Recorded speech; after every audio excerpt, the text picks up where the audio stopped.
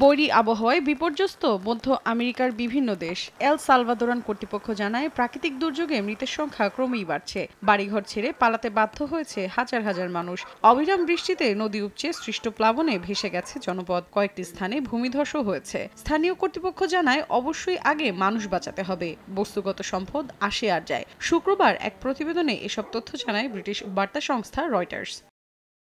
একই চিত্র গুয়াতেমালায়ও। বৈরী আবহাওয়ায় প্রাণ হারিয়েছেন বহু মানুষ। নিরাপদে সরিয়ে নেওয়া হয় প্রায় 11,000 বাসিন্দা। প্রতিবেশী হন্ডুরাসেও রয়েছে দুর্দশা। সরিয়ে নেওয়া হয়েছে সহস্রাধিক মানুষ। বিচ্ছিন্ন হয়ে পড়েছে যোগাযোগ ব্যবস্থা। ধ্বংস হয়েছে বাড়িঘর।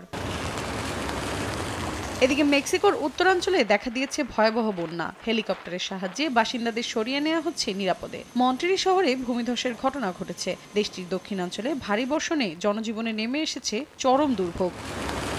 মৌসুমী সাথী, সময় সংবাদ।